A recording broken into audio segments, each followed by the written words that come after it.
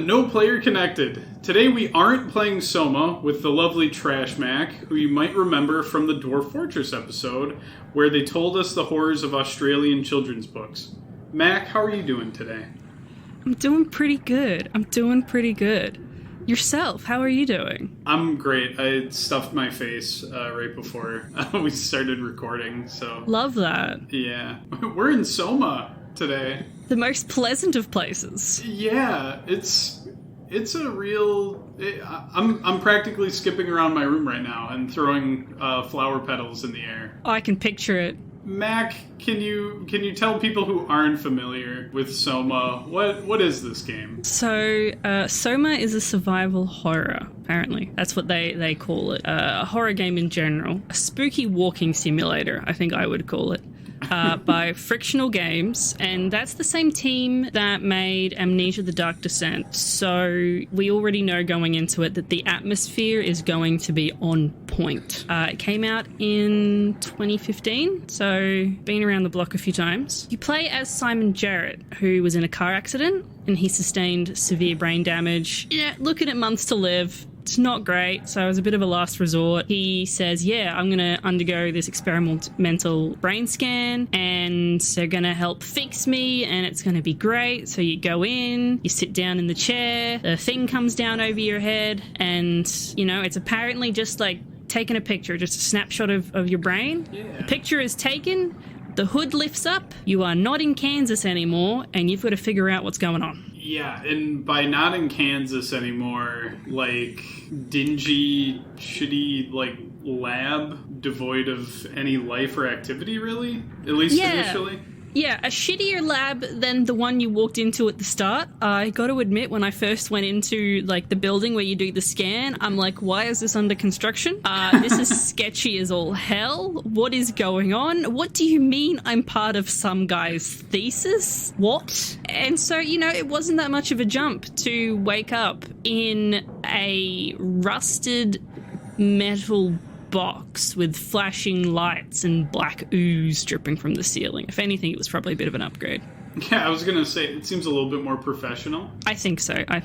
Do we just dive into spoilers immediately? Because, like, there's a lot of big things. Like, the big twist is pretty early on. So you wake up in this chair in this room, wondering what's going on. You break through a window to get out of the room because the door's locked, and you start searching this facility to try and figure out, where am I? What's going on? What's happening? I don't understand any of this. And there's this heavy atmosphere of something is very, very wrong with this place. Besides, you know, how everything looks, the sounds of metal creaking, and you can hear something shuffling around out there. You don't know what it is, but there's something out there with you. You eventually make it to an office where there's this robot on the floor, and you're like, what?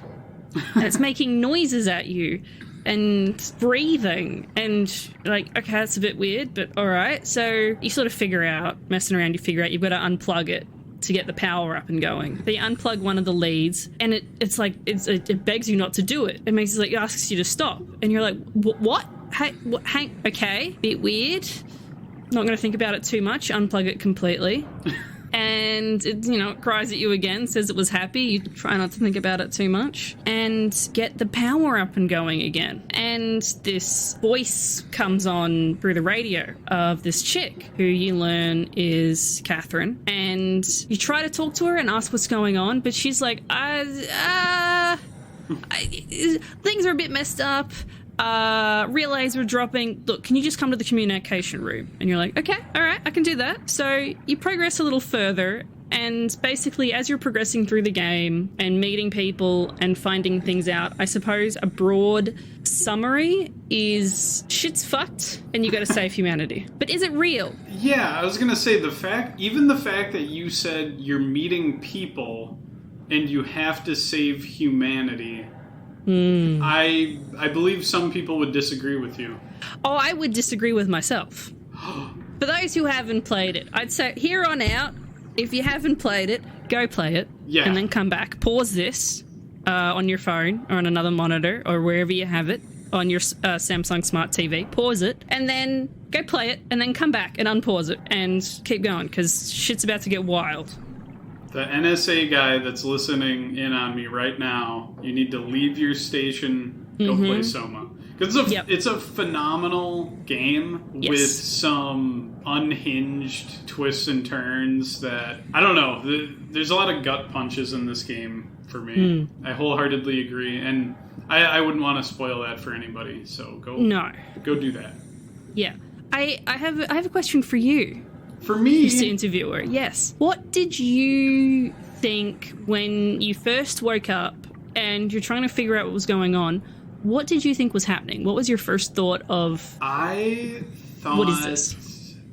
See, I think I had little bits of the story spoiled for me, but even then, I didn't quite know what was happening, and I thought maybe I got, like, one of those, like, cryogenically frozen type things where, like, oh, maybe they froze me, maybe they scooped my brain out, and now I'm in the future. Because okay, spoiler alert here, like, I think you find out pretty quickly. Very quickly. Yeah, that I was going to say the circumstances surrounding the Earth, that the Earth got wrecked, and everybody either died or is underwater. And I was like, oh, maybe I'm just a little brain in a jar or something. I don't know what happened exactly. But yeah, but you find out pretty quickly what you actually are. Do I say it? Do we finally broach the elephant in the room? Well, I when I played through it and I first woke up, my immediate thought was, oh, this is all a simulation. Oh. Because it talks about that, you know, this is a brain scan, and what it's going to do with your brain is, you know, run it through all these possibilities, and we'll find the one that fits your brain, and then we'll dial it in, and it'll be fixed, you'll be cured, you'll be fine. So I sort of thought going into this, because I did go into it blind, that what we've woken up in is like this representation, a virtual representation of his mind that we're traversing through, because he's had a brain injury. Everything's fucked. All these people are distorted images of, well, robots, they're distorted images of what's going on, and you've got to go through and find the problem and fix it, so to speak. That's what my initial thought was, and even though it's sort of shown to you relatively quickly that this is real. This is very much real, what's happening. Yeah. It still takes a few more pieces to slot into place before it settles home. Like, the first box that falls into place that something isn't quite right is when you reach that communication room and it caves in and you don't drown. Your vision flashes and suddenly you're in a suit, and I'm like, oh, okay, so I'm in a wetsuit now. That's cool. Don't know what to think about that. Maybe it's just my brain doing things, and continue on. And then you meet Catherine. Yeah, and is she the one that breaks the news to you? Sort of. She doesn't, like, flat out say it. She just says, like, you say, you're just a robot, and she's like, well, you're just an eye circuit stuffed in a wetsuit, my guy. Or your camera in a wetsuit. You'll be not much different to me. And you're like, what? And I think you find a mirror and you look at yourself in the mirror. Like, it's not a thing that you have to do, but, you know, you stumble across it and you're like, oh, shit, I'm a robot. But it's worse than that. We finally said it. I just... It's worse than that, though, because you're not just a robot. You're a... zombie. Yeah, you're a zombie robot. And also, your brain scans are, like, the foundation, right? For all of this, like, weird technology. Where you're a legacy.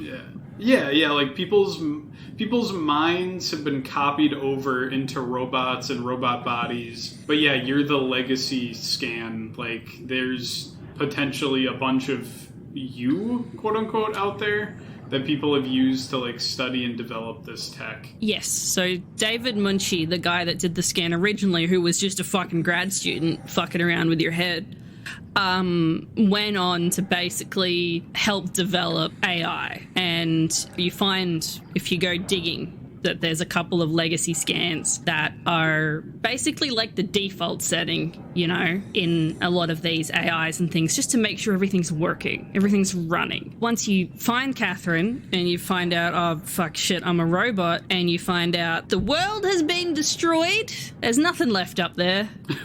And the only thing left that we can do is there was the Project Arc, or the Arc Project, and you've got to get this Arc into a giant gun and shoot it into space where, quote-unquote, humanity will go on indefinitely, because on this Arc are scans of all the people that were in Pathos. Well, not everyone, but a lot of the people that were in Pathos too, which is where you are at this underground research facility.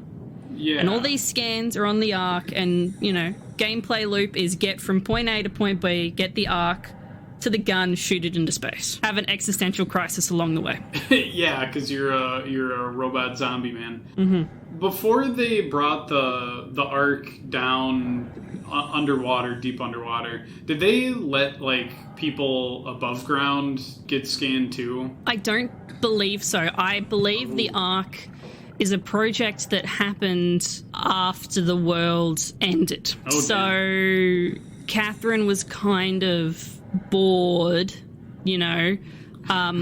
They've lost all access to the above ground world. They're all stuck down here, and so it was originally a pet project, but after the impact happened, it's like, well, how can we help try and save humanity? Let's do this. Let's try and put these brain scans into something and shoot it off into space. And it's packed with satellites and stuff. It'll run indefinitely once it's up there. I mean, not satellites, solar panels. But something happened towards the end where it should be in space, but it isn't. Yeah. There's a little hang-up in this lovely little ambitious scientific endeavor to turn our brains into NFTs or whatever. Pretty much. The yucky slime. Oh, is it called the WoW? Oh, the WoW? The WoW Yeah. is the AI. Yes. So this whole base is run by the WoW, who is a artificial intelligence that sort of supports all of the life systems and such. And that's what its job was before the impact event, is just keep everyone alive, keep everything ticking over, it'll be fine. And then the impact event happened, and the WoW's main directive, only directive, is keep humanity alive. But being a robot, an artificial intelligence, whatever you want to call it, it doesn't have a very strong or any definition of what humanity is and what it means to be alive. So a lot of the creatures and victims that you see as you journey through Pathos 2 are the WoW's attempts to save humanity, to keep it alive by any means possible. And it's up to you, the player, as you go through the game, to question what you believe humanity to be, what your morals are. Why does one thing count as human and alive and another thing doesn't? And the game, as you play through it, throws more and different scenarios at you to make you question yourself, to make you try and... It doesn't really make you try and do anything. It makes you watch and it makes you think about it. But yeah, it doesn't offer too many options, I guess. It gives you options. There are few options, but they are impactful options. But those options that you make absolutely have no impact on the end of the game. Yeah. It's all to do with the player and making you just question everything. It doesn't matter what decision you've made once you've made it to the game, but to you, as you come across the next situation that the game puts in front of you, you question your previous ones to make you go, well, shit, what should I have done something different? What makes this situation different than that situation? It's a lot of thinking and a lot of what is humanity, what is being alive, what is living to you. Yeah, because the WoW takes two different approaches, I think you could say, when it comes to preserving humanity. Maybe even three, you could say. You have the scans of people that it keeps putting in different robots. I think technically the WoW is what pops your little disc into the body that you start out with. So the WoW makes your current version of yourself. But then it also like forcibly like keeps people basically on this weird life support. So you run into people who've got like tubes and wires running into them,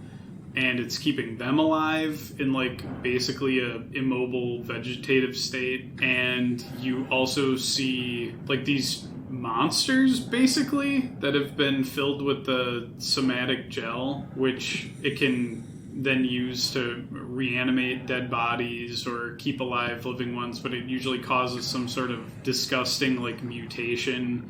And so you've got robots that think they're people that have mutated into monsters. I'd say there's some things that are kind of in a gray area between, and the WoW is just like, yep, I'm doing my job. Humanity is alive and isn't going to die anytime soon while I'm on watch. It's breathing in and out. That's we got it going. This is it. It's amazing. Yeah, Employee of the Month material. Absolutely. I think the first time you run into like that situation of kind of starting to realize what's going on is when you run into Semkin. Yeah, Carl Semkin is who you run into first. And as a robot, that's like, shit, man, can you help me? And you're like, what? Yeah, can you help me out? I'm injured down here. You're a robot. What the fuck you on about? No, I'm not. See, this is my hand. I'm waving it at you. Go get help. And you're like, okay. And you move a little further on to be like, okay, there's power around here somewhere. I need power. And then you find Carl's actual body. And you're like, what? Huh? And you meet it first in that first robot you see who you unplug. But this one actually is talking to you and thinks that they're a human, that they're alive, which is kind of what's happening in Simon's brain as well. Simon's brain is completely shutting off the fact that they're a zombie in a suit and shutting off information that they get in basically to prevent themselves from going batshit crazy. One of the moments that kind of where I was like, oh, hold on, I think I know what's happening here. You mentioned the whole, like, a room, like, what is it? It collapses, fills with water or whatever, and you're like, oh, I'm in a suit. And I had this recorded. I saved this from my stream last year. Simon's walking in a dark hallway, and I say out loud, God, I wish I had a flashlight.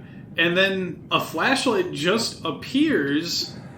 And Simon says, whoa, where did that come from? I had a flashlight this whole time? And yeah, his brain is just filtering out like, hey bro, you're a robot. Because like you said, I think once he realizes it, you get an explanation from Catherine that like, yeah, if it sinks in and you think about it too much, you're gonna go fucking crazy. And I think that happens to some of the denizens of this place. I'm not entirely sure. I know there's one that hunts you down towards the middle and that was a person, but they weren't necessarily put into a robot zombie. They were just left, they decided to stay behind and went a bit crazy on their own and probably ate some structure gel, ripped out their own eyes, and then mutated. I was thinking of one of the little floaty robots, and it's like singing to itself and saying some kind of unusual stuff. Oh, where yeah. I'm like, I think this guy kind of figured it out eventually and has probably snapped. There's the Dunbat. When you have to power the Dunbat to get down into the deeper levels of Pathos, it turns out the WoW's stuck another, brain scan in there, and as soon as you power it up and it wakes up, it goes batshit. It immediately knows what's happening and pretty much kills itself. I thought it just goes into the water and zips away. I don't think it zips away. I know it goes absolute batshit. Yeah, regardless of what happens afterwards, that's one of the scenes that stuck with me the most, because it's such a visceral, like, oh god, I'm a monstrosity or whatever, like, what the fuck happened to me? Oh no, it does drop into the water, yeah. Yeah, I'm a submarine! Ah!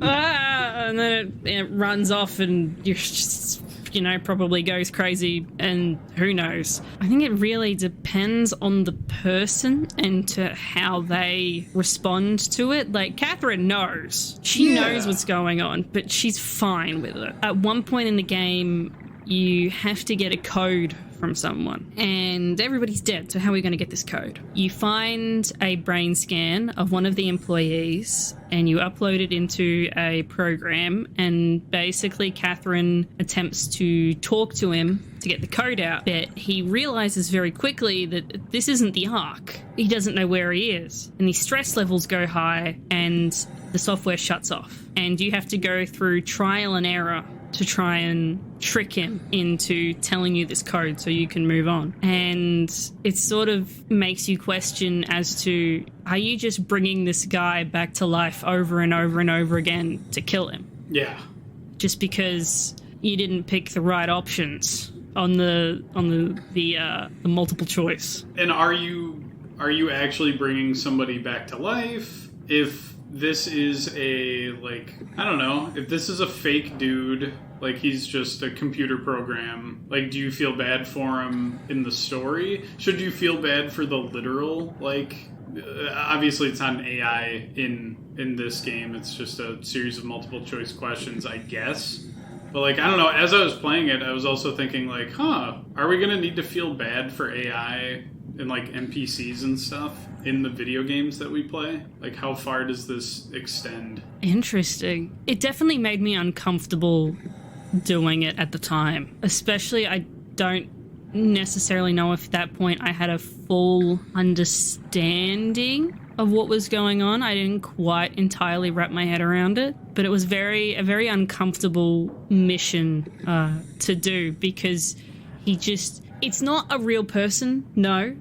Right. But it's a copy. It's still something that, in a sense, has feelings. I call those brain copies or brain scans true artificial intelligence. Yes. Because the brain itself is just a whole bunch of electronic signals and pathways and that sort of stuff. It's a giant computer in your head is what the brain is, and these scans are just digital versions of it.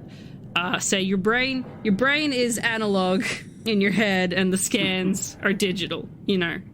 I would not call that living. I would not call it alive. That's a different discussion, which I'm sure will happen a bit later on. Yeah. But you're still seeing someone and killing them, and then bringing them back and just trying again. And then there's that thought that you mentioned earlier. This has probably happened to Simon. Yeah. An infinite more amount of times. And then you're given the decision, once you've gotten the passcode, do you want to delete this data, or are you just going to leave it there? Yeah, and what does that look like for him? Is it painful? Is it painful to be deleted? I feel like some of the scariest parts of this are implications from the past.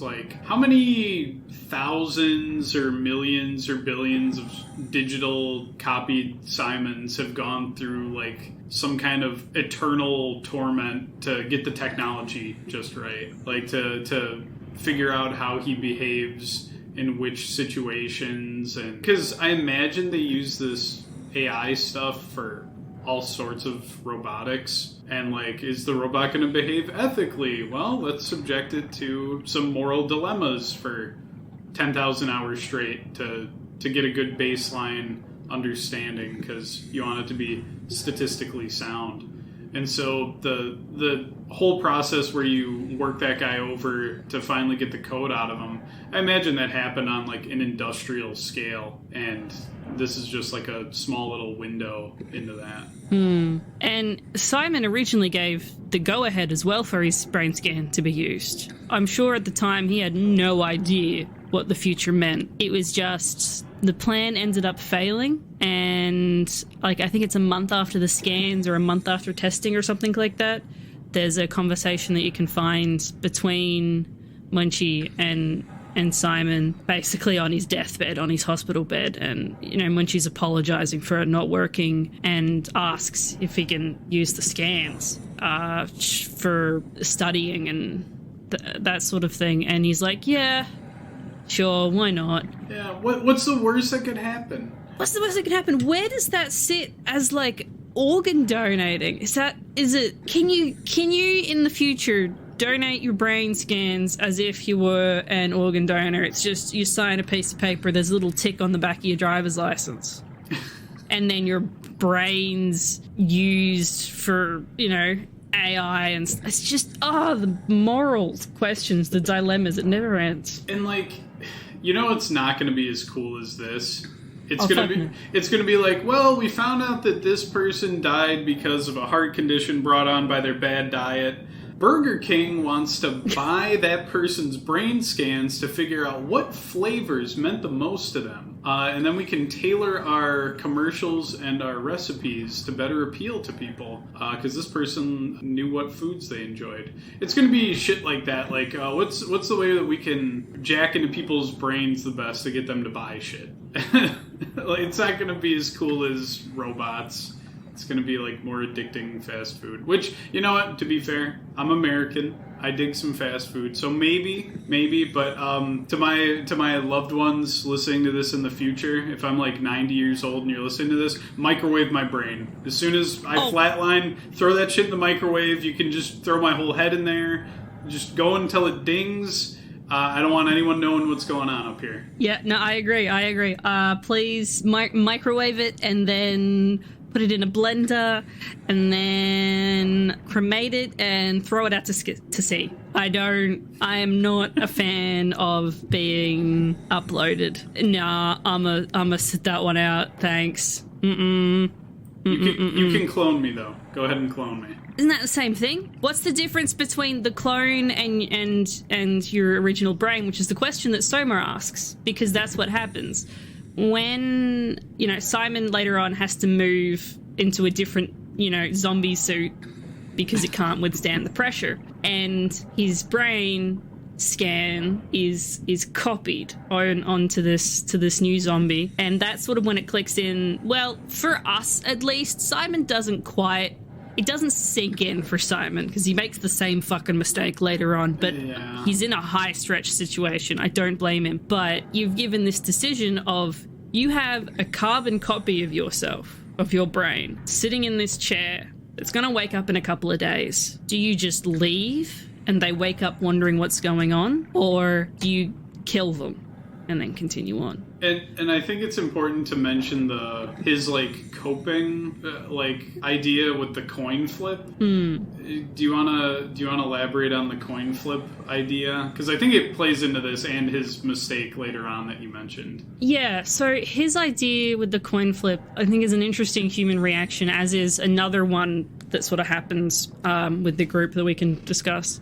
Is when the copy is being transferred, he imagines it to be a coin flip as to which version he is that moves forward. It's a bit hard to explain his rationale for this because it's not rational. It doesn't make sense at all when you think about it for 2 minutes.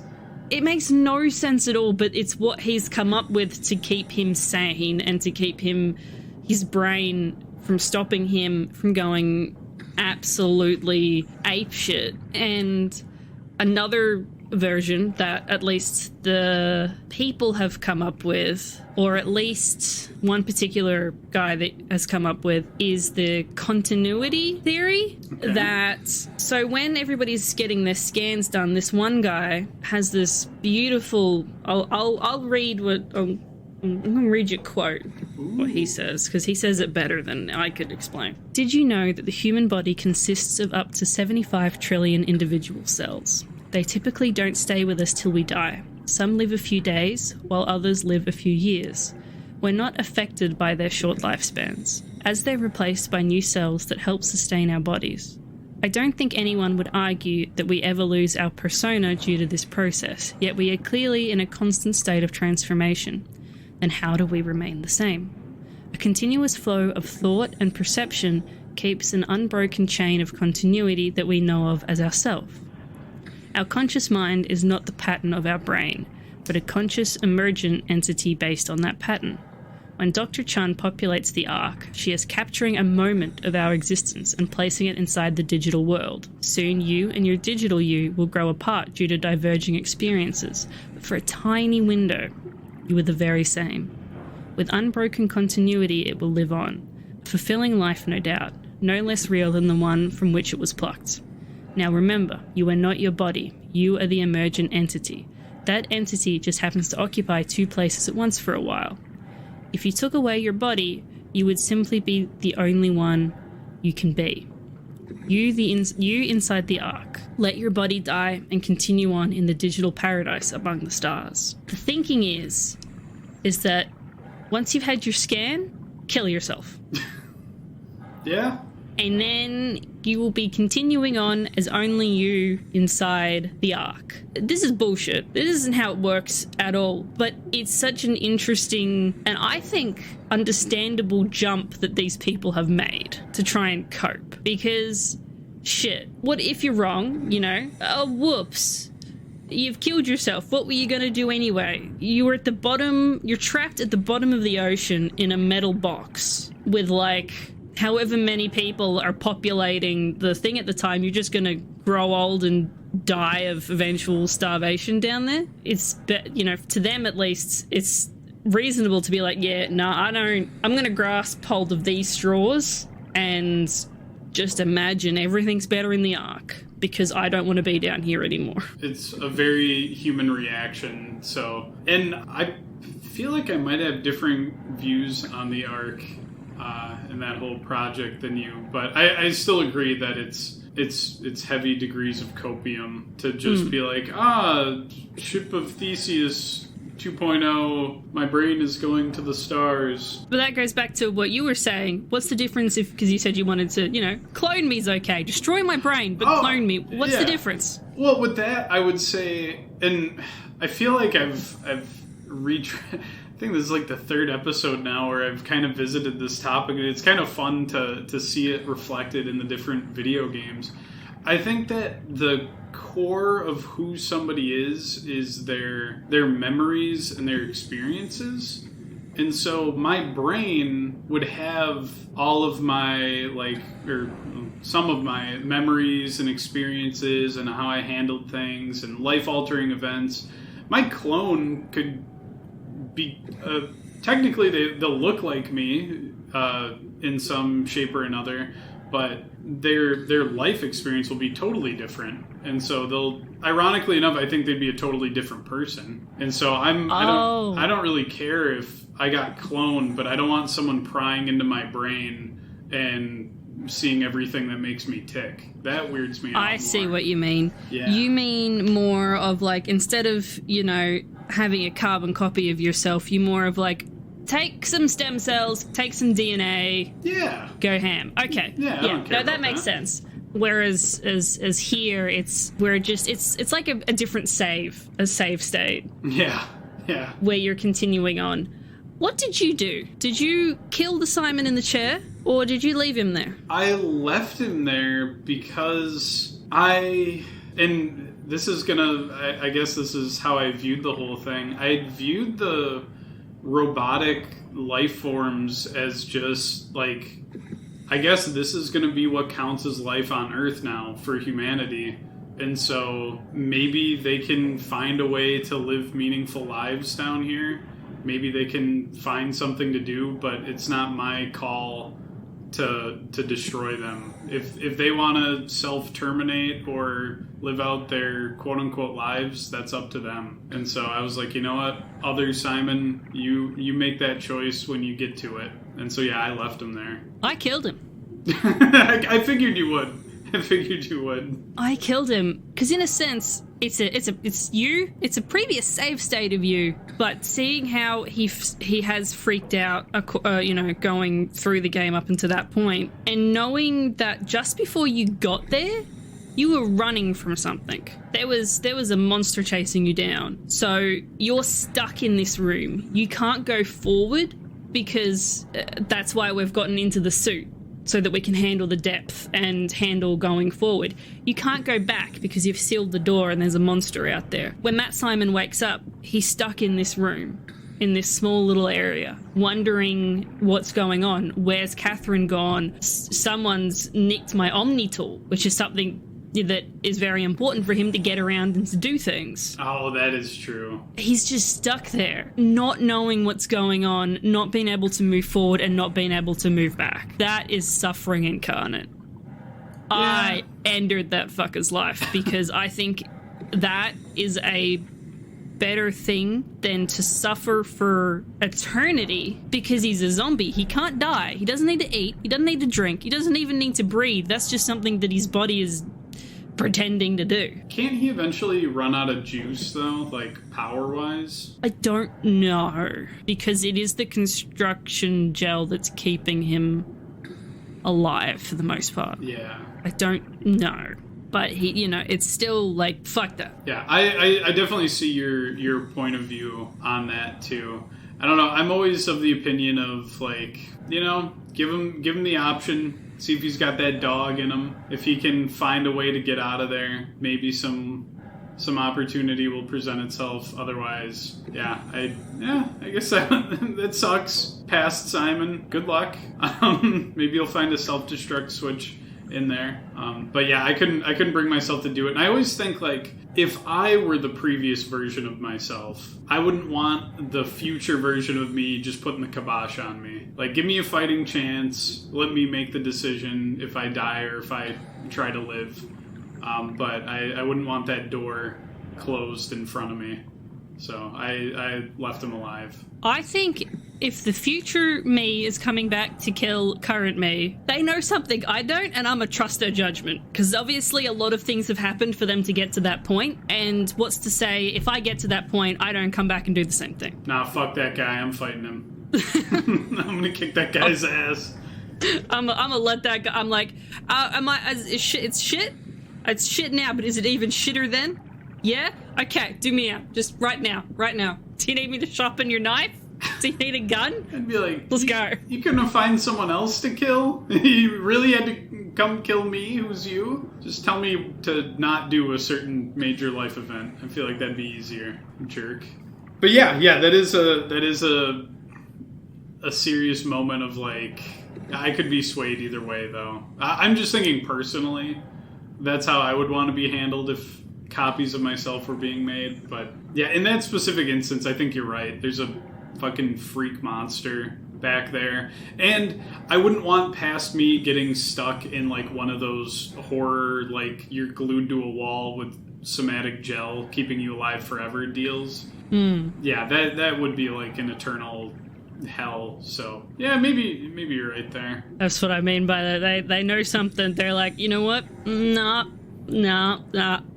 I'm doing it in. But that leads to another question for you. So as you go through the game, you actually find the WoW. Yeah. And you're given the choice to destroy it or not. You're sort of led there by this weird... I can't remember who it is, but it's someone who was heavily injured. Yeah. The WoW tried to bring them back to life, and was like, shit, it's not working. Try a higher frequency. It kind of brought them back, but mutated them and gave them a power to teleport, but in the same instance, blew up everybody's heads in the nearby vicinity. Yeah, I hate the black boxes. They freak me out so much. That's creepy as shit. Yeah, and for those that aren't familiar, every person in this base has, like, a black box installed in their head. So it, like, records what's going on, and Simon has the ability to access people's black boxes so that he can basically see, like, their last moments, like, recorded. Or he hears them. He hears their last moments. And yeah, there is a moment where the WoW screeches a little too high and it explodes people's heads because of the black boxes inside. But you were asking about the WoW? Yeah, so you're led down to the WoW, and this guy's like, you need to end it, because the structure gel that's on you is a virus of some kind. There's something different about the structure gel that's keeping you alive. Yeah. And he wants you to stick your hand in it and kill the WoW with your structure gel. What did you do? I killed that shit. Oh yeah, fucked it right the fuck off. I don't think it's fulfilling its function quite the best. It's over. You're fired. Die. Yeah. Another great quote. Oh, it's Ross. Joanne Ross? John Ross? Joan? Not entirely sure. But Dr. Ross is the one that's leading you around. But he says, the WoW is reaching out to every machine, every life form to manipulate, to control. It's trying to help, save its creators from all of this, just like the protocol demands. But really, what is good enough? Where is the line drawn for what is human and what is not? Would walking corpses do? Would a group of machines thinking they're human be acceptable?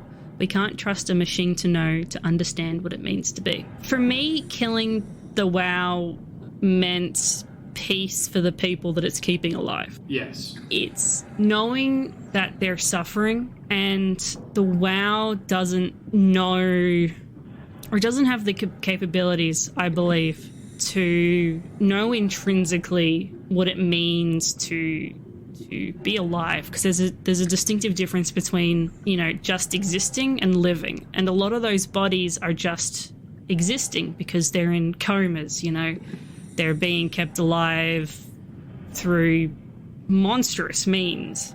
Yes. And a couple of them, you find a bunch of bodies, and one of them's curled up with a picture of their son, you know, like they're not happy, and that's not saving humanity. That's not keeping humanity alive. That's the equivalent of popping them in stasis in a zoo. There's no enrichment. There's no nothing. They're breathing in and out, but is that living? Yeah, there's no going forward from this. You're basically taking a picture and saying, all right, that's it.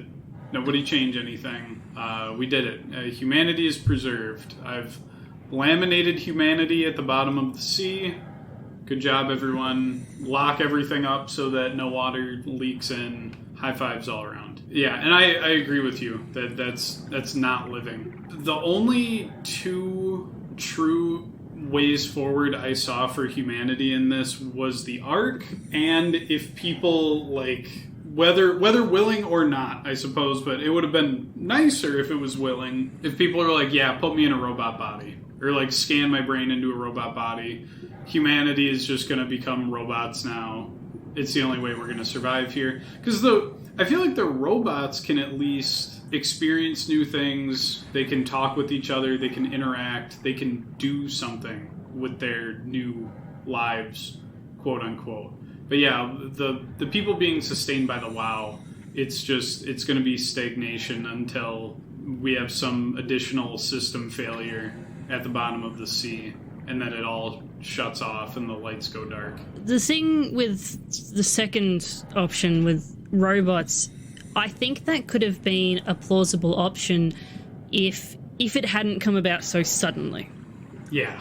If they had time to actually build the robots and get people's permission and, you know, like, fuck yeah, I want to put me in a robot, let's go. But this is people being forced into these shells against their wishes, against their will. And they don't know that they're robots. The only one that you meet is Catherine, who knows what's going on. Every other one that you meet is delusional. They think they're still human doing their jobs. Or I think there's one robot you meet that thinks they're on the Ark, and basically Simon just lies to her. Be like, yeah, this is the Ark. And you've got the choice to either shut them down or to let them sit there at the bottom of the ocean stuck in one place, imagining that this is the Ark. It's, in that particular scenario in SOMA, humanity is fucked. It's dead, it's gone, no matter what way you look at it. You do run into one human, one live human through the game who's guarding the Ark from the WoW, because the WoW has tried to fuck with it. The WoW's like, no, you can't leave. I'm supposed to keep you alive. Fucking sit down, stay here. Don't go. You're not allowed to go anywhere. And she's on life support, just watching over the WoW. I mean, not the WoW, the Ark. And she asks you to take her life and then to sit with her until she passes. And it's that last human that you know of. You don't know what's happened in the rest of the world. You got no idea. There could be other groups out there, but it is unlikely, because the only reason these guys survived is because they were at the bottom of the ocean. Yeah, the situation on the surface is pretty grim. Like, what is it, just a giant asteroid slammed into the Earth? Yeah, like, humanity's pretty fucked. It sort of feels like, at least in my eyes, the way that I look at the Ark and the people, well, the scans on the Ark is this is a simulation of what humanity was. This is a snapshot of what it was. It is no more. It is gone. This is all just a simulation. See, this is going to be very goofy that I make this comparison, but it kind of forms my philosophy about the Ark concept. Have you ever played the card game Magic the Gathering? I have heard of it. I have collected the cards. I have not played it, but okay. I'm braced. I'm ready. Okay. I used to go to like local tournaments and stuff, and nothing big. These are all just like low level fun time things. But one of the concepts that I picked up from playing it is that you would play to your outs. You wouldn't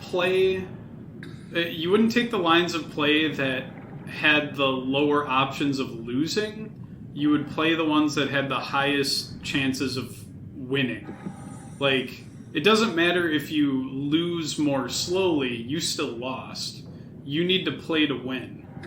And so, with the Ark plan, I view it as like, this is literally the only shot we have. We've got to hope that something way down the line is going to scoop up our satellite little paradise here and maybe upload our brains to something, whether it's like a cyborg thing, maybe there's some sort of weird technology in the future that allows us to interface with new biological bodies somehow.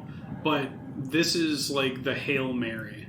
And so I get, for all intents and purposes, I think you're right that humanity in a recognizable form is done.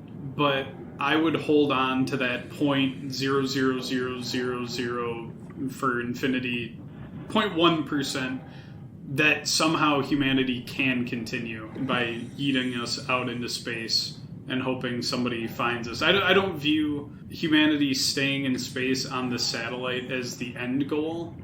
I view it as giving us a slim chance to continue on into something new.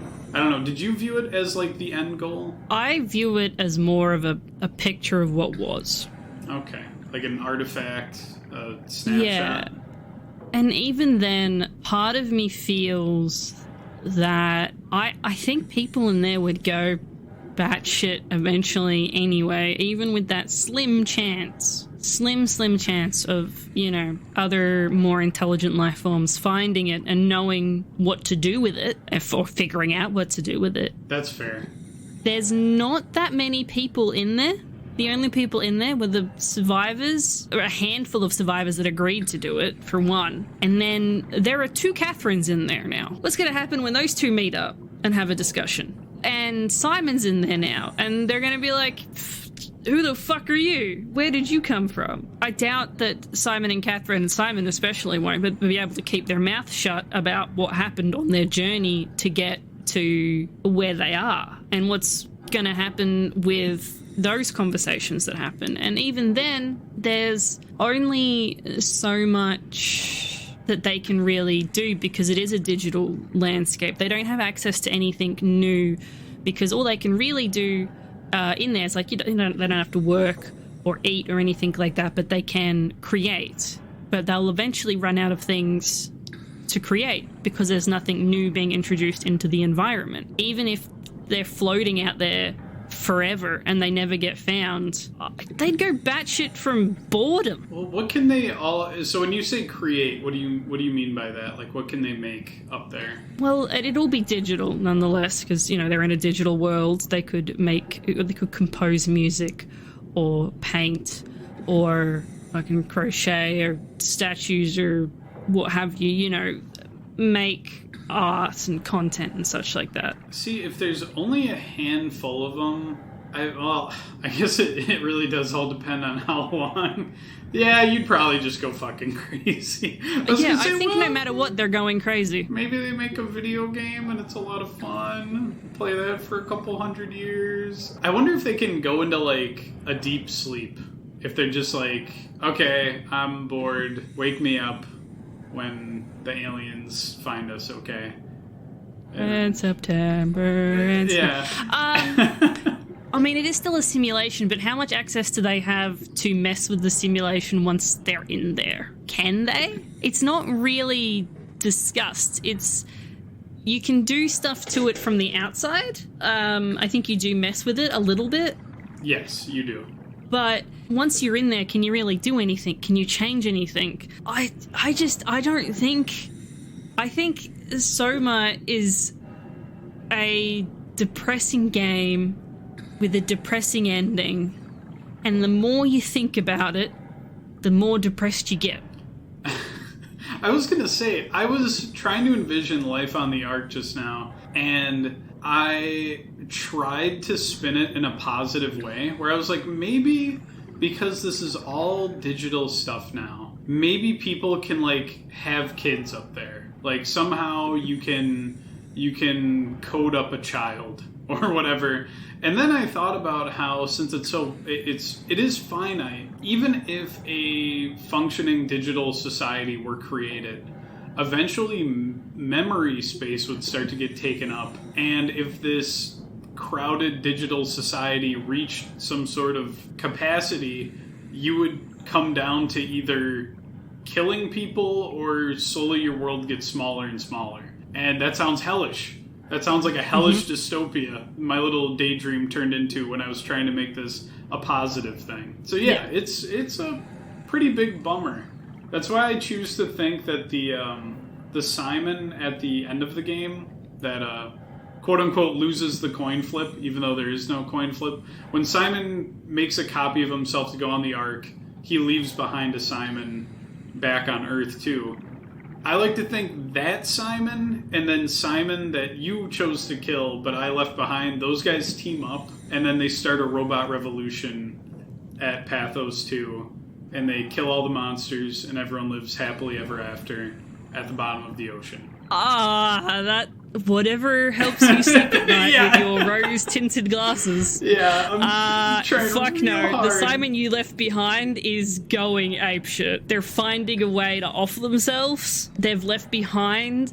They're alone. There's a giant squid thing out there trying to kill you. Oh my god, that fucking thing. You haven't got a working Omni tool because the power shuts off. Yeah. You've got nothing. You're going batshit. Let me have this. Let me have look, this. you can have it. But I mean, look, I'm gonna be back here creeping with you. That's not the reality. Shit's fucked. Yeah, damn it. All right, so I realize I don't think I've asked you like anything. No. You've turned the tables. This is your podcast now. I feel like we've already broached this topic in a sense, but I'll still just throw it out there. Do you find the visuals of this game more horrifying, or do you think it's the concepts? Because for me, having said all this, it's the concepts for me easily. I find it very disturbing and fucked up. I'm gonna have to go both. I'm gonna have to go it's a combination of the two. You gotta pick one. Because, well, I can't. You have to pick one, or you have to eat this somatic gel. I'll eat the fucking somatic gel then. No, don't eat the somatic gel. Here's the thing. I have aphantasia, right? I don't know what that word means. You're making up words. I'm not making up words. I don't have an inner eye. I can't fucking picture shit. I close my eyes. I try to picture things. I just see black. So you tell me this idea, this plot, this fucking story that's going on, and I'm like, oh yeah, cool. I can't picture it. I can't make it tangible. But because it's put in a game in a way that I can play through it and I can see it, and it's more visceral, it adds to what you're hearing, to what's being told. I don't think in my mind you can have one without the other. Okay. You don't have to eat the somatic gel. Can I have a little nibble of it anyway? You can't. You can't. Fuck. It's so fucking yucky. Okay. There. And what was the scariest bit of the game for you then? And scariest, not most emotionally upsetting, because I feel like those are two, well, at least for me, those are two different things. But if we're just talking freaky deaky, that's really scaring me. What do you pick? Probably the first monster you run into, because you're in a state of, what the fuck is that? What the fuck is going on? Where the fuck am I? There's so many what the fucks. Now, when you say monster, do you mean like the first mockingbird you see, or the... Yes. Okay, I didn't know if you meant like the goopy humanoid dudes. I mean, the goopy humanoid dudes are mockingbirds in a sense. Yeah, I suppose. They're not true mockingbirds, but they are mockingbirds. But no, the first one that's walking around, and it sort of sounds like it's laughing at you as well. Are you talking about the big, like, boxy robot one, kind of? Yeah. That one is freaky. The one just below the, like, when you're going into the communication room. Yes, okay. That one. I know the one you're talking about. Yeah, that one, I didn't know. I had no idea what was going on. I think that for me was the scariest. Mine was, and this is like an easy one. There's a point in the game where I think you have to get attacked by one of the goopy, yucky humanoid guys, and he just he sprints at you. Like there's no way you could have gotten away. I hate it when things run at me in video games and their sole purpose is to grab you and scream in your face. My soul left my body. I was just like, it's over. I fucked up somehow. I'm dead. And it scared the absolute shit out of me. I might be able to find it on YouTube somewhere. But yeah, that shit ruined my day. Yeah. Otherwise, those weren't good. Yeah, otherwise the giant squid fish monster thingy that's swimming around in the abyss trying to get you, that also triggers my caveman brain where I'm like, big monster on the edges of the light, I'm gonna get eaten. He was friend-shaped.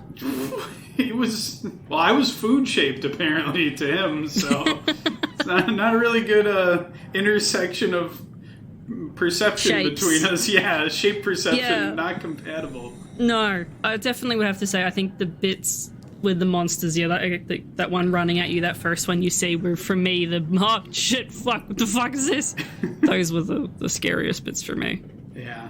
One of the monsters, and I forget the guy's name, but it acts in a specific way where if you make putting eye contact in big quotations, if you look at him, he'll actually pause and he won't attack you right away. And it was such a disturbing moment for me because I just assumed these things were mindless and would just, if they're in front of you and they see you, they're going to attack you. But he actually stops for a bit and then he'll start moving again. And it was such a moment of panic and like my brain going 1,000 miles an hour trying to figure out, is it my flashlight that's stopping him? Is there something in the room that's stopping him? Is he caught on something? And so it was just me and this monster in a diving suit just awkwardly staring at each other from about 10 feet away before he ran up and killed me once he got unstuck. Yeah, no, there's one monster that you look away and it sort of ignores you. You look away and you sit still and you wait for him to move by. There's another one where if you make a sound, it absolutely books it towards you. They're not fun times, either one. And I've definitely seen some things that are like the monsters kind of take away from it. I don't like scary games in general. They were scary the first time I saw them. They were scary the last time I saw them, even though I knew this is a video game. I can just go back to a previous save point. This doesn't fucking matter. It's fucking scary. Didn't like it. Not a fan. I do think it's interesting that this game has an option to just turn off, game overs from the monsters. You can just kind of ignore them. That's nice. If you just want to enjoy the story here, because it is a phenomenal story. And it lets you explore a bit more, because a lot of what's going on you will miss if you're not digging. Yeah.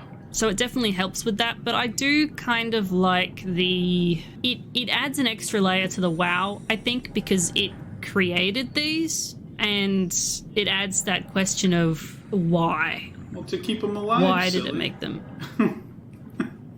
Why are they violent?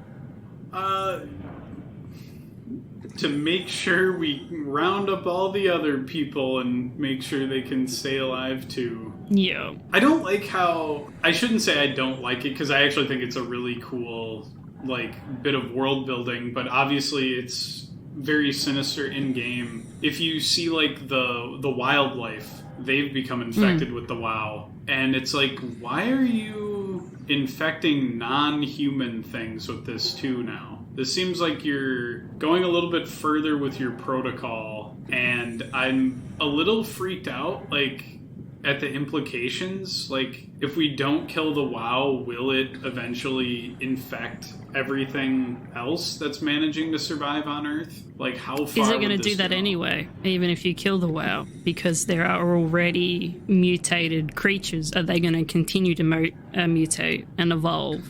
And is life going to eventually return? But it's going to be a little bit different because of... I mean, it'd be different anyway, because it's a new fucking evolutionary tree, but because the WoW has impacted it, tainted it in a sense with the structure gel, is it going to continue? Yeah, I'd like to think that the structure gel... Because you need, like, some sort of input with the structure gel, right? For it to be, like, truly sinister. Otherwise, it's just goop.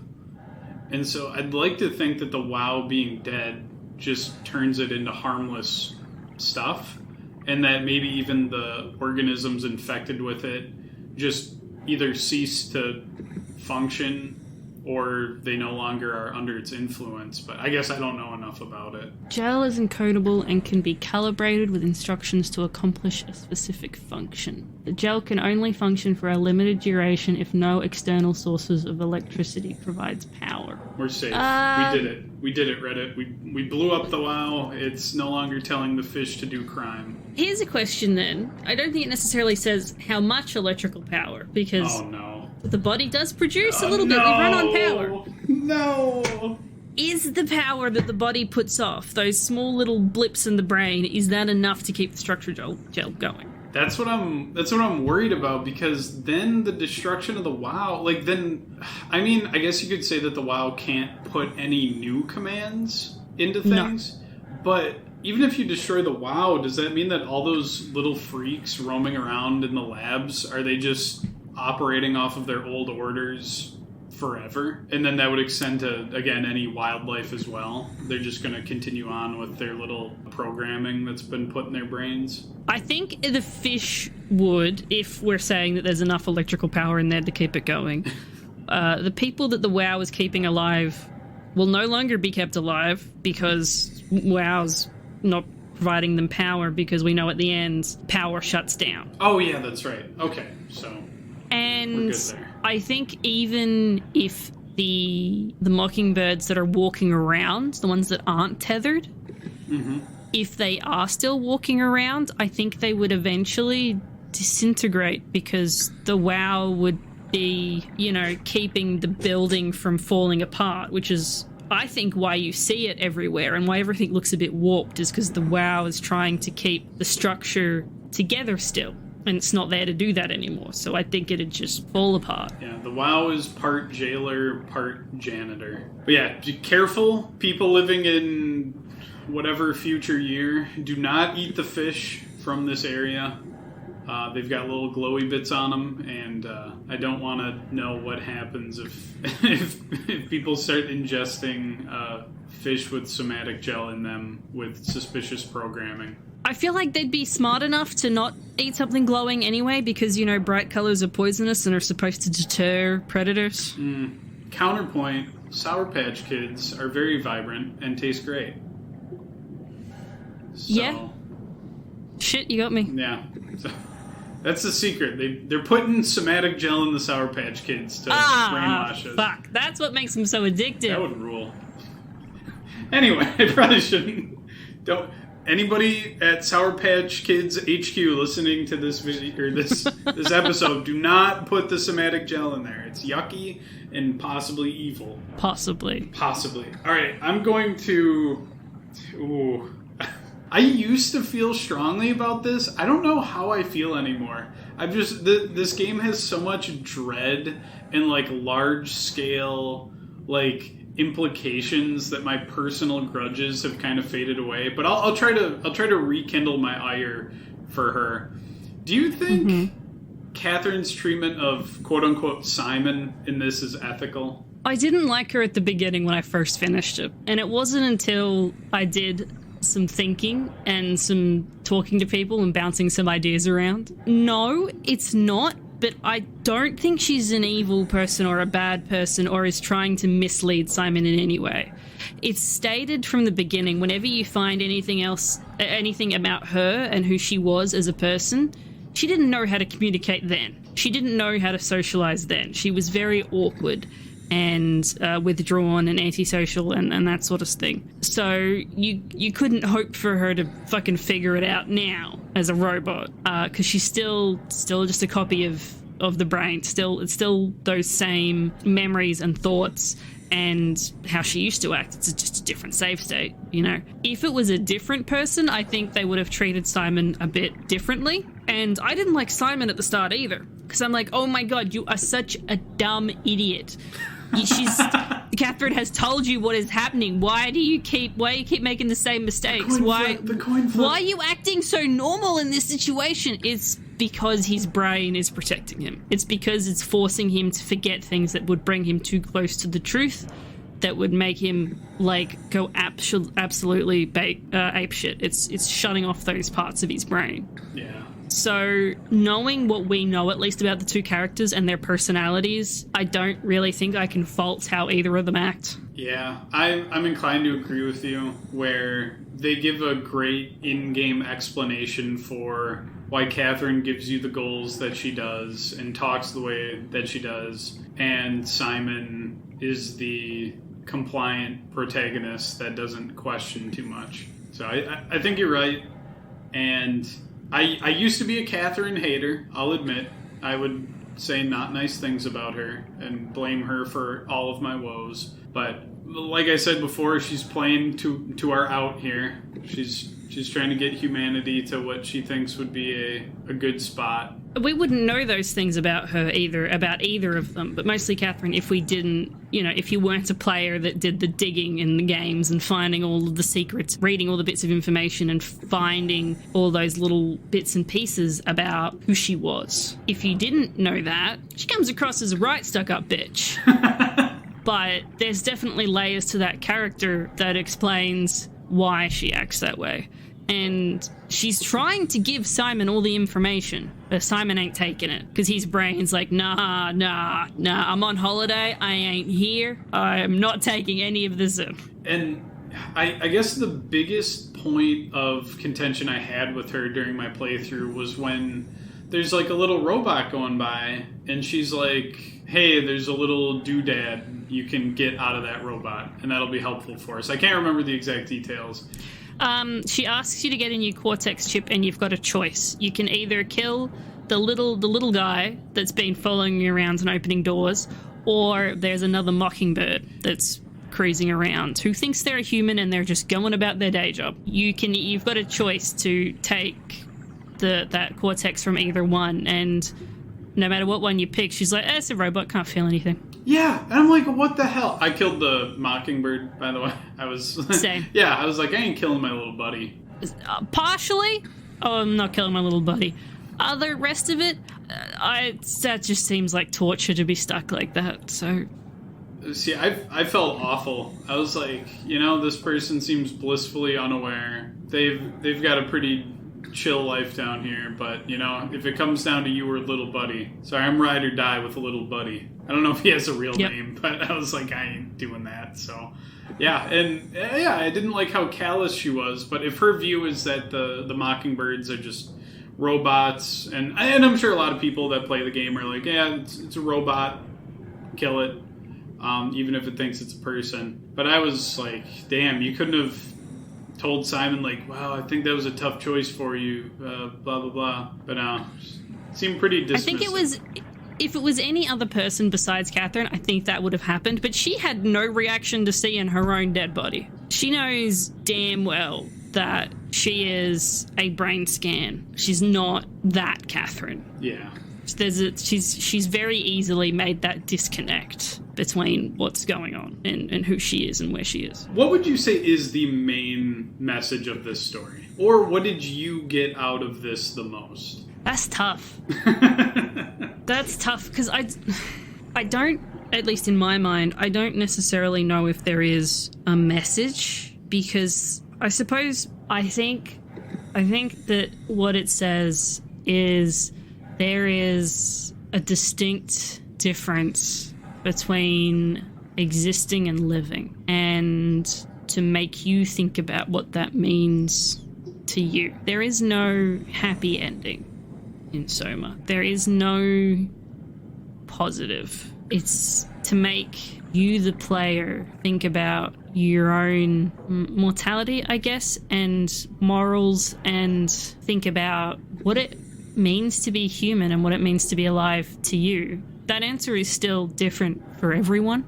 No one's going to come up with the same answer or an identical answer. Yeah. But I think that's what I took away from it is, what does it mean to me as the player to be alive and to live? Yeah, I think that's pretty similar to what I got out of it. It really made me think about what I consider personhood. What's the most important thing when you think of, like, oh, this is a person. A person has this. And it kind of challenged my own, like, philosophy on that and how coherent it is, because going off of my own previous statements and how I've thought about things, I had to reconcile with, like, the existence of the mockingbirds, and I was like, well, if I consider someone's memories to be the most important part of them, then I guess the mockingbirds are people to me, and I would feel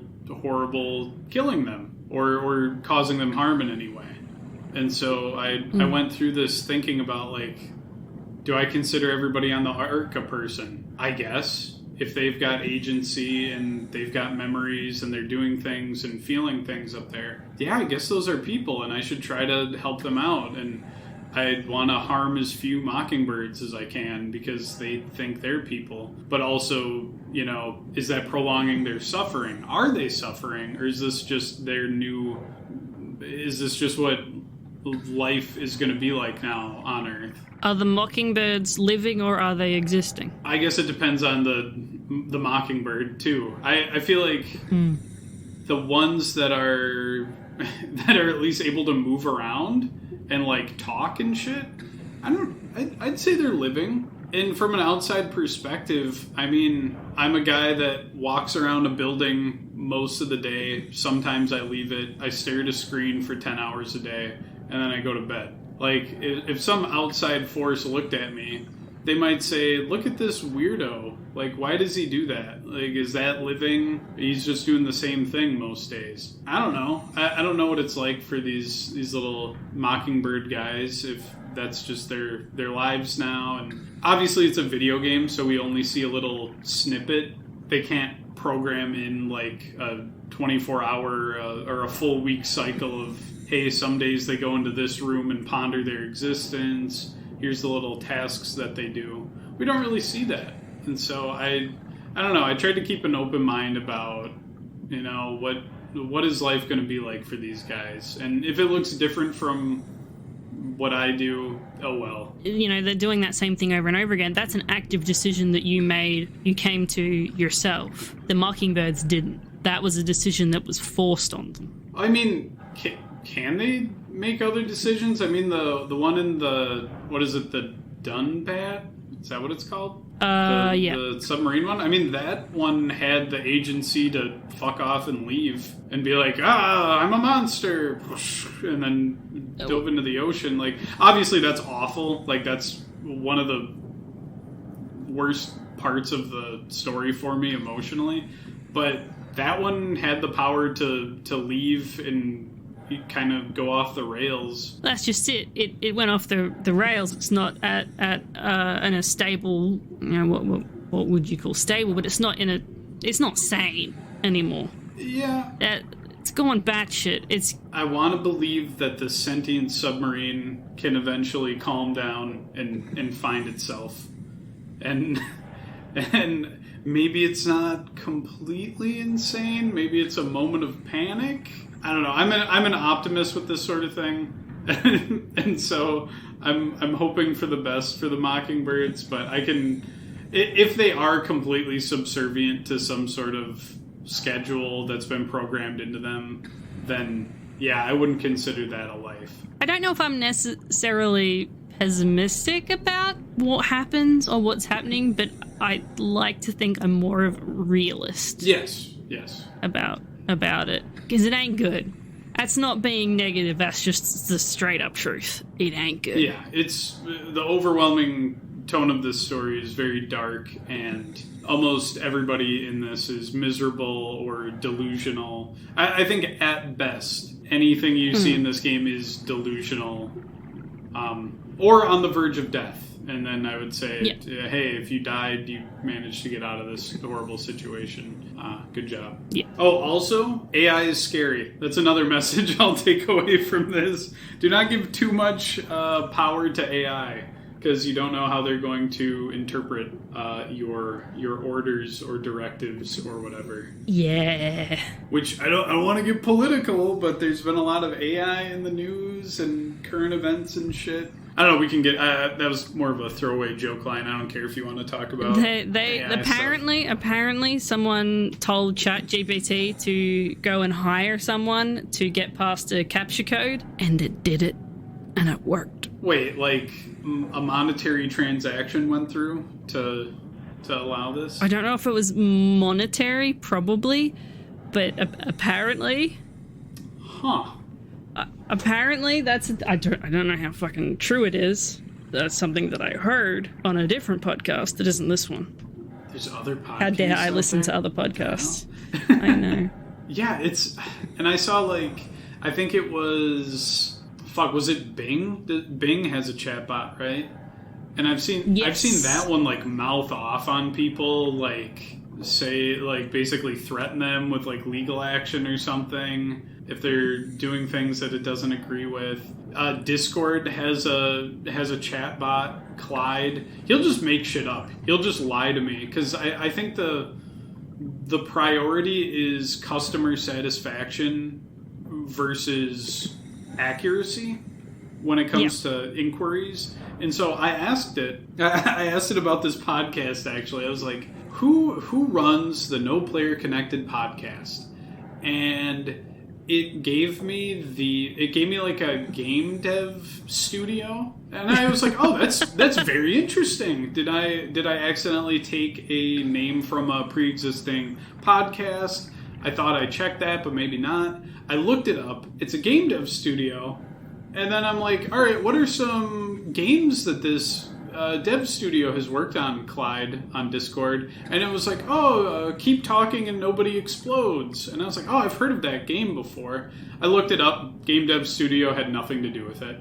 And so Clyde was just fucking telling me what I wanted to hear, or at least what he thought I wanted to hear. And so there's a lot of interesting things when it comes to the morality of that. Obviously, you've got the whole AI artwork situation as well. That's a fun one. Do you have any hot takes or things you want to get off your chest about that? So I have opinions. I do. Specifically when it comes to art AI. I don't really have ones when it comes to ChatGPT. I think that AI, especially these generators, have their place. And it's the people abusing them, not necessarily the AI itself that is at fault. For me, I see the art generators specifically as a tool, as something similar to painting a still life, or, having one of those little wooden dolls you can pose for how you want, or going out and taking a picture of something and then painting the picture. For me, AI art generators are an extension of that. going back to my entire personality trait of aphantasia and an artist, I find it difficult to put together what I want to draw, what I want to create, what I want to get on the page, and it gets very frustrating. But I can type into an art generator what I want, and it can throw some images back at me, and then I can sort of use that as a reference image. Yeah. And it's not like people don't do that already when it comes to putting together collages of taking bits and pieces from other artworks or photos or what have you, meshing them into some collage, resizing them, coloring them a little bit, and then using that as a reference image. I see no issue in using AI for something like that, or for people who have disabilities, and that is a way for them to have access to art, to create art in the digital landscape, because inputting the way that you input what you want into an AI is an art form in of itself, for it to give you exactly what you want, what descriptors to use, keywords and phrases and tags and things like that to get it to pump out what you want. It's not just, please draw me a duck. You know, you've got to give it more than that. And I think that can be a very helpful tool. I think as a tool, it is very useful. But I definitely think people can, will, and have abused the fuck out of it. Yeah, I've heard a lot of artists that have just said, like, yeah, this is stealing artwork, and then it trains off of stolen artwork and then regurgitates it. And Emma has expressed a similar thing about the using it as a reference is one of the, like, acceptable uses of it. I don't think it should be the final product for anything, especially something commercial. No. I think that's literally profiting off of other people's work, and so I'm not too cool with it. I've thought about, like, maybe if you were just, like, playing with, like, maybe a tabletop RPG group, and so it's with a small group of people, and you just typed up, like, a description of the location you guys are at, just for added immersion. But yeah, I would never want it to be something commercially available where, like, oh, an AI made this for me, buy it. And as an educator, I'm a little worried. I'm a little worried about my students using ChatGPT to phone in all of their writing assignments that they might have. And God, dude, I don't know. Like, it kind of sucks that we have to be in an arms race of, do we have software that can detect AI-generated text now? And I don't want to, and it's just not feasible to ask every kid now, what did you mean by that? With every essay. And they wouldn't be able to explain. I already have kids that are Googling things and just copying and pasting, and that's a bit of a nightmare. If this becomes more widespread and people are just having AI-generated essays, I mean, shit, dude, I don't know. I'm not very optimistic. This is the next step up from teachers getting upset when I was going through school of, why are you using Wikipedia? Don't fucking use Wikipedia. This is the next step up from that. I tell my kids Wikipedia is great so long as you don't copy and paste from it and you look at citations. Exactly. Yeah, that's fine. If you understand what's being said and you can look at the citations that have been used on the Wikipedia page, you do a little bit of research of your own, that's fine. But yeah, we are now offloading our own thinking and labor onto AI, which I think could be a bit dangerous. Obviously, we've been using machines since, like, the dawn of mankind to make work easier. And I'm just going to head that argument off at the pass and say we've never just, okay, maybe calculators, all right. You know, I'll give you that one. Computers, pretty cool. But you're still inputting things. Yeah, you're still inputting things. We're reaching a point where you're just taking a sentence in front of you. You don't even need to read it. Copy it, paste it into a thing. Hey, write an essay about this. There's no thinking going on at that point. I think that opens up a bigger kettle of fish, though, in the sense that education systems and number of teachers to students, and every kid learns differently, and there's no way that every teacher can properly teach every student. Sometimes, there are absolutely kids that are going to be like, I don't get this. My teacher's not explaining it to me. They're not going to fucking notice. The sheer amount of times I know I went into a test having crammed the night beforehand, knowing damn well that you shouldn't do that, and I've come out the other end fine, is...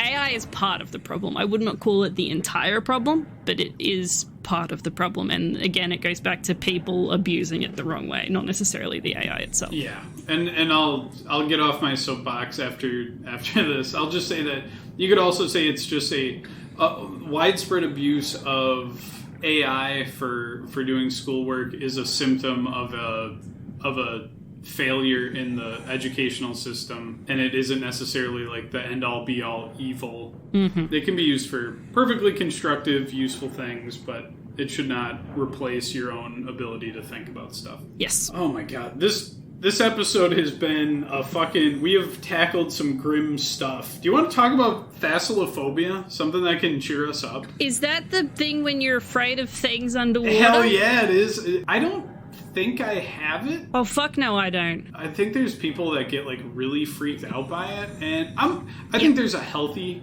fear there. Like right now, I'm in an area of the game where it's a metal walkway, and then on either side it's just black.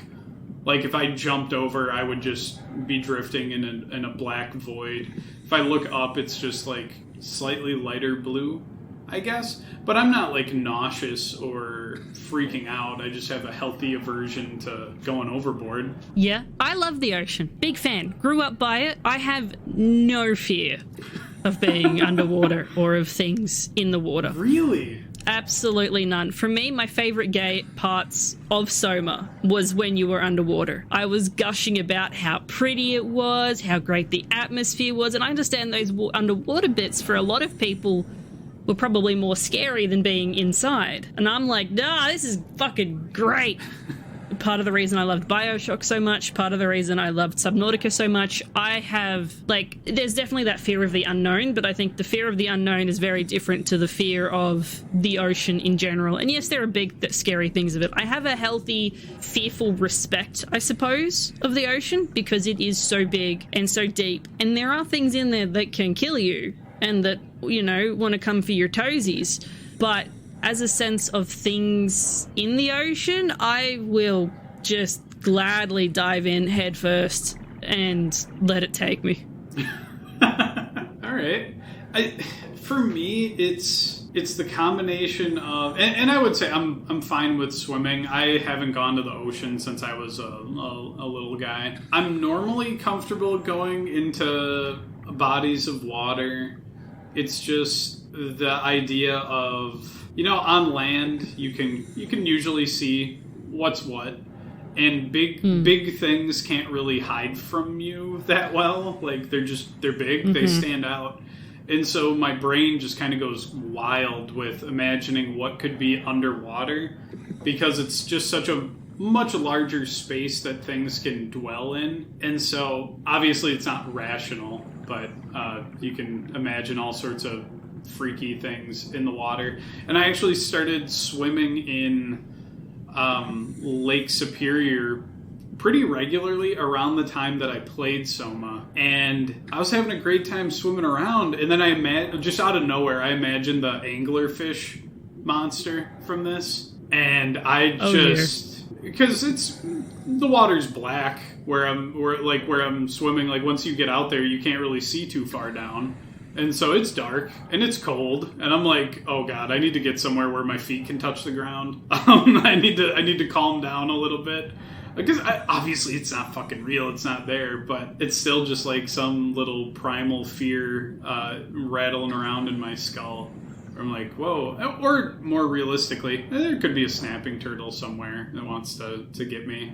But I was at the beach one time, and I was, out swimming, and this was in relatively close to, people, the pier, all that sort of stuff, and I looked down, and a big-ass stingray swam underneath me. And I'm like, okay. It wasn't a panic or a fear, it was just I should probably get a bit shallower. Yeah. See, I have a complicated history with the water. I almost drowned as a kid. I was wearing a little, like those tube things that go around you. It looks like a tire. I was wearing one of those like all day as a little kid, and I took it off, but I'd been wearing it so long it felt like it was still on me. And I'm a stupid fucking kid. I was like, oh, you know what? I'll jump back in one more time. And there was like barely anybody outside at the pool. And so my dad had to jump in and get me out of there. And then I still remember this. I watched this shitty sci-fi movie where a guy spliced human and shark DNA together. So now it was like a shark man that could go into inland bodies of water. So nowhere was safe, Mac. He could be anywhere. He could be in the pool. And I had a very vivid nightmare of him being in that same pool that I almost drowned in. And so I was like pretty scared of swimming. And then it's only until I was like well into my adult life that I started swimming again and like getting comfortable with it. But I'll still have those random moments of like either imagining something under the water or, maybe something's going to happen. I'm going to get tired and I'm going to start going down. So I'm not so much afraid of open water as I just imagine the worst possible thing happening to me when I get in the water. I had an opposite situation in the sense that I used to pretend that there was a shark that would live where I would frequent swimming, and I was best friends with it. That's adorable, but also you're a freak. You're an ally of the sharks. No, sharks rule. Sharks rule. Dolphins are the ones you gotta be scared of, not sharks. Evil. They're so fucking evil. They are so evil. Oh my god. I don't want to get into it because it can get pretty yucky, but don't trust dolphins. Don't trust dolphins. Yeah, sharks are misunderstood and have like poor eyesight. Dolphins are literal psychopaths, evil. Yes. Soma would be so much scarier if there was so much scarier. An infected dolphin. Oh god, yeah. Like maybe the WoW is like humanity isn't worth it. I'm switching to dolphins. Oh god, that's terrifying. I don't like that. Yeah. No, that's scarier than what the game already is. Have you seen that picture of a dolphin where it's like in the dark, but its eyes are like glowing? Like someone took a picture of it? I have not, but I can picture. I can. Yeah. I don't think I need to. I'm finding it right now. I'm just gonna do this on my phone. Oh, it's the first result, baby. Okay. Yeah. Yeah, no. He's just looking at you, and you know they're smart. Oh, there's murder in those eyes. Yeah, they're thinking about crimes. So many crimes, war crimes. So okay, here. So we're not necessarily afraid of thalassophobia, like big open water. Are you afraid of big things underwater, or are you afraid of small things, small little freaks? Okay. Yeah. Small things that I can't see. Big things, fine with. I can see it. I can see it coming. So it's fine. Small things, don't like small things. No. Now, I don't know if that's just a me thing or if it's ingrained in Australians. Because I'll use spiders as an example. The big ones are harmless. The small ones can kill you. Yeah. So and I think it also goes to that fear of the unknown. I am not a fan of the small things. Huh. I'm the opposite, where like obviously I don't want to get stung or bit or whatever, but I think my brain would snap in half if anything larger than like a turtle paddled past me in the water. I would chimp out pretty severely. I have a weird reverence and then also like fear of just really big things.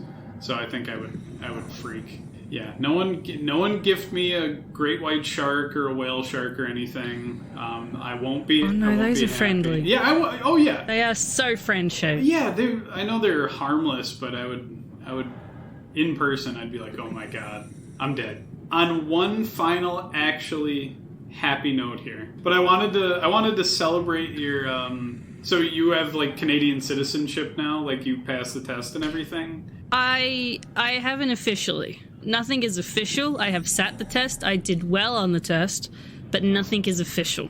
But yeah, I'm not jinxing myself.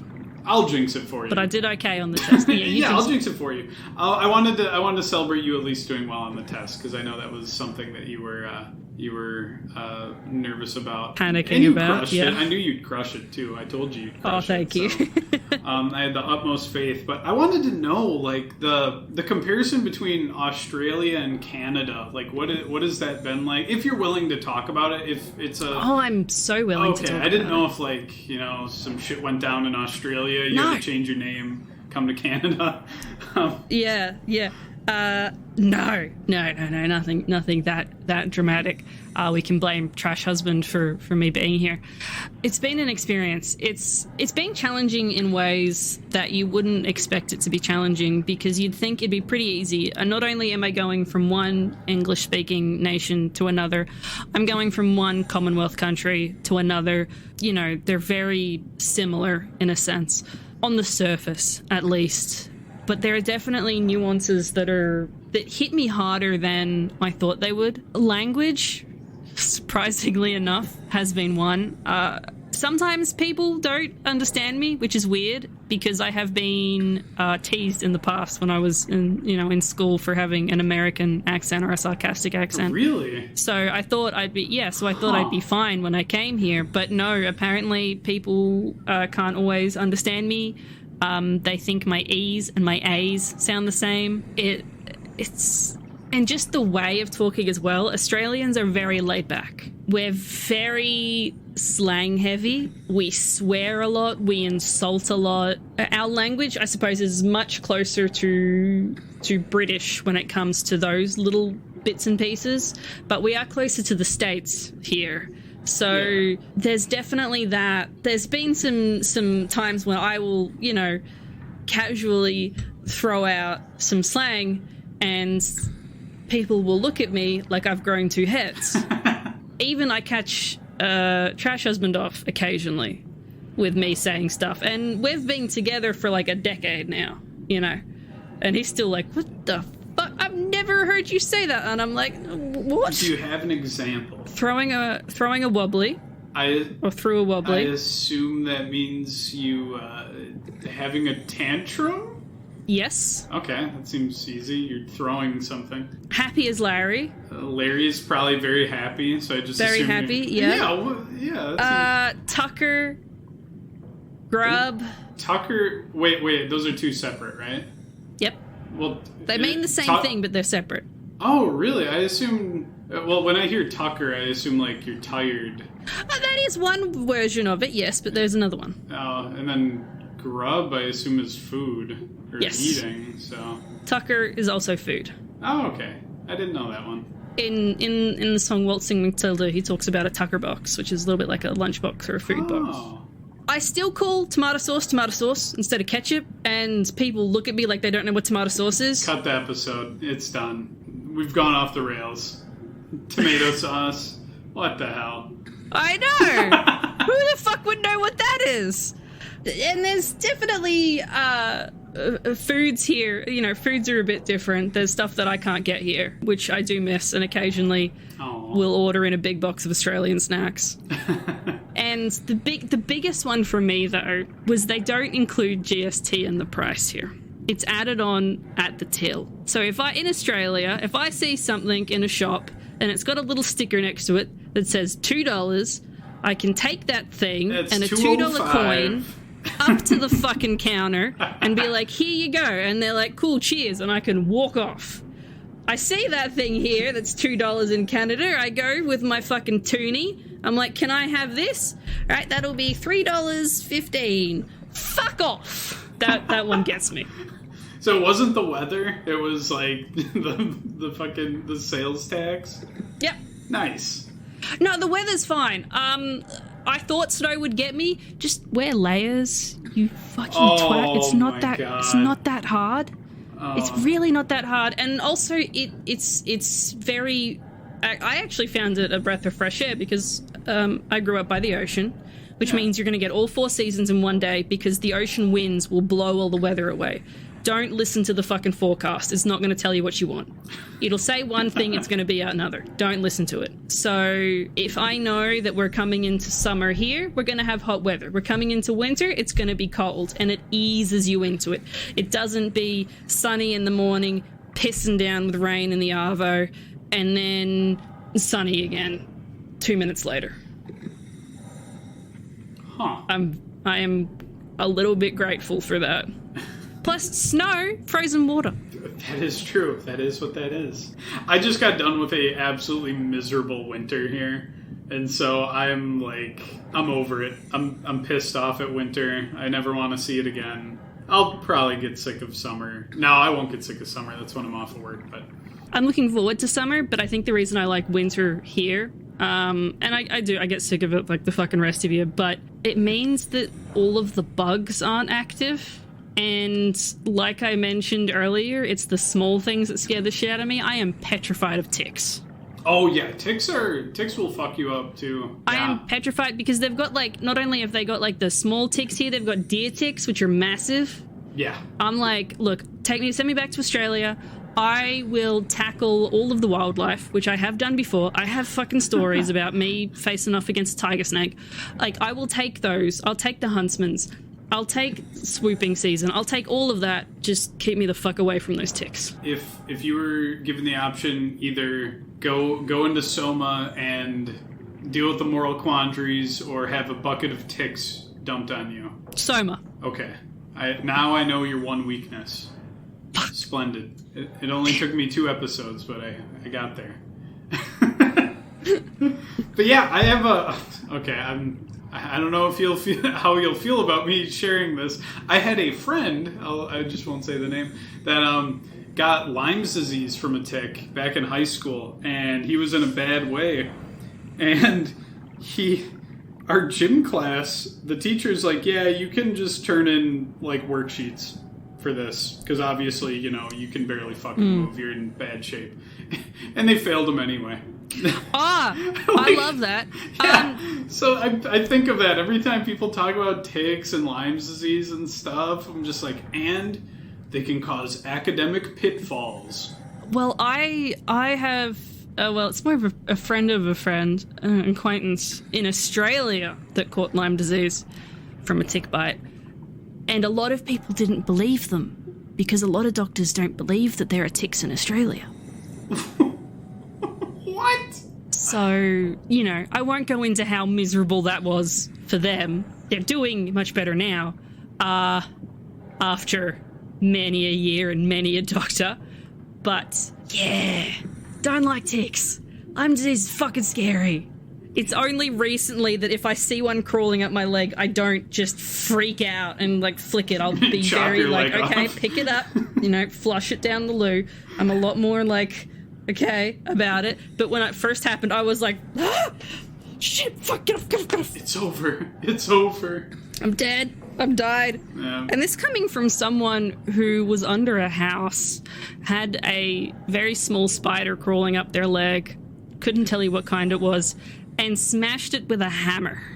Oh. That does mean I smashed my leg with the hammer. Yeah, I was just thinking about that. Fuck, dude. That's pretty gnarly. Oh. God. I don't know where to go from here. We've gotten into the creepy crawly territory. I can continue down this path. I can go very far down that path, but we'd be here all day. What do you think's going to be our next episode, Mac? Have I scared you off yet with my robot sympathies? No. Have I scared you off getting me back for more with my fucking opinions and ridiculousness and unable to form a coherent sentence for about 5 minutes before I finally get something out? You were, but then you were a fellow dolphin hater, and so now I know you're good people still. So. Okay. I don't know what you'd have me back for. I've run out of games that are good talking points that I'm knowledgeable on. You know what I want to see? I want to get Trash Husband to finish playing SOMA, and then I want to have I want a round table discussion of opinions on SOMA, because he has the complete opposite opinion to us. Wait, what? What do you mean by And he that? hasn't even played the game. Trash Husband is very adamant that as soon as it's available, upload his brain onto the internet. He wants to be uploaded. He wants to be body parts exchanged out for cybernetics. See, here's the thing. Like, I get that. I'm so afraid if you do that, some dickhead's gonna spill their coffee on a server somewhere. And now you're just experiencing like a million years of pain and suffering in a nanosecond.